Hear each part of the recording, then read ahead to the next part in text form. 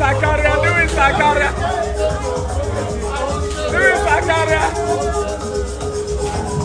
I got it.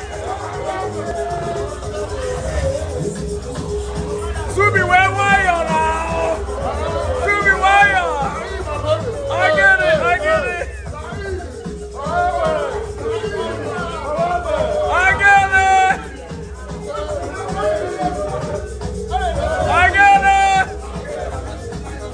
That's what they doing. Cha. Even a man.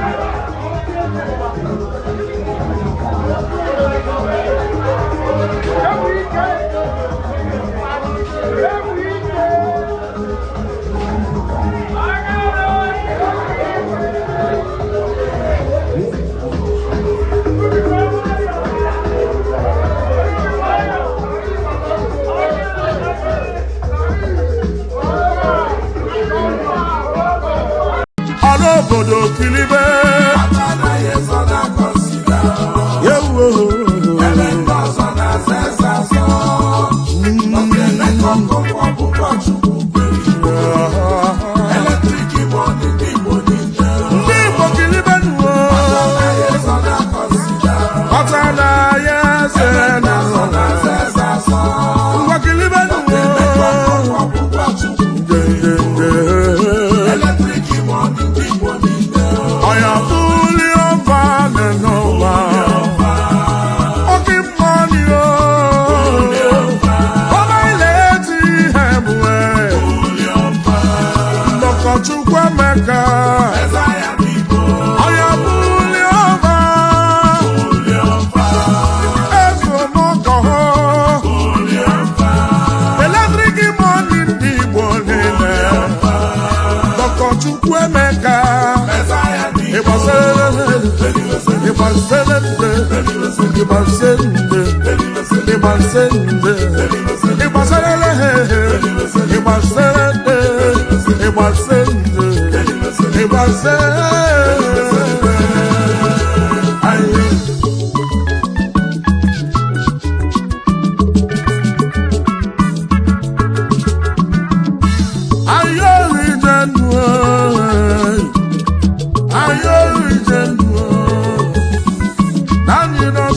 Chaka Palielan, Maweno Kano,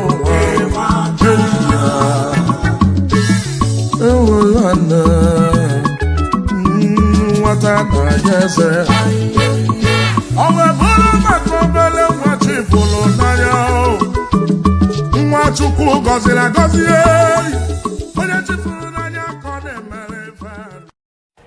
on the beat. Yeah.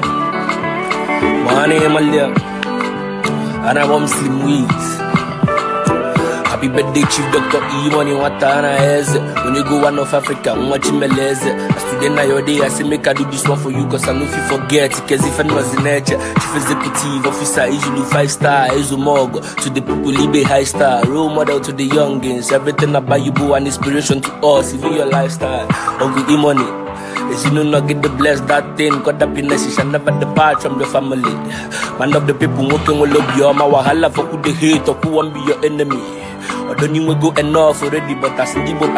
I still wish you more money. As today now your day make you be merry, cause you gotta cherish the memories. Until I fail you, cause all the go late. If you wait, you can forget well enough and where I wait. I believe say it come from you, go change the life of this nigga. Papa Mazeli, me because I'm a better lead.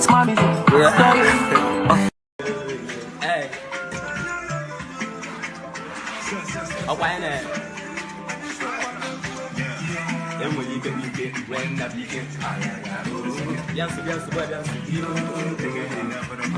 Hey. See, Whoa, Umibo Ganonsi, Kamikelodogu, Montana, yes, the one from Nanja to Malaysia, Bodogu.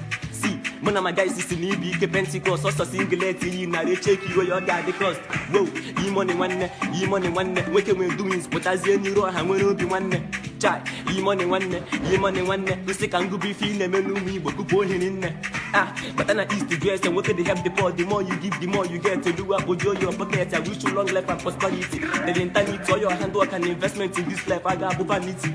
Well, I bet I'm here for much stuff. About the man of E-money, police go celebrate you, take it locked up. Man of the people never limit like I'm going to see again at the locked up. So we need to check up because they never go with a big move fucked up. Why here?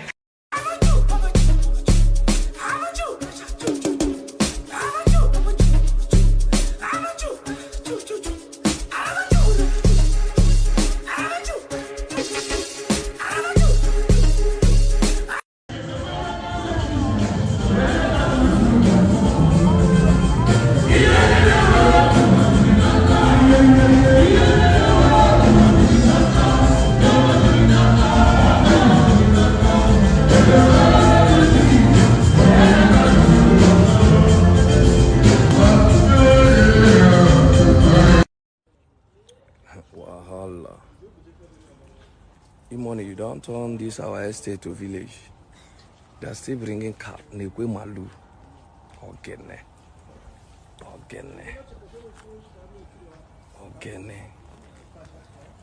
You don't set.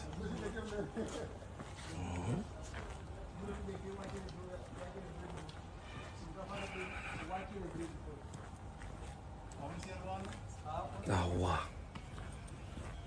On the 19th and the 18th is going down. We're gonna go crazy.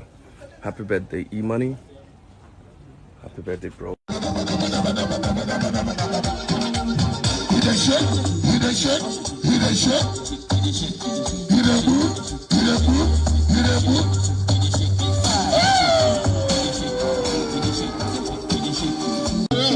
Una mana ni pila uniga kwenu, imana ni pila uniga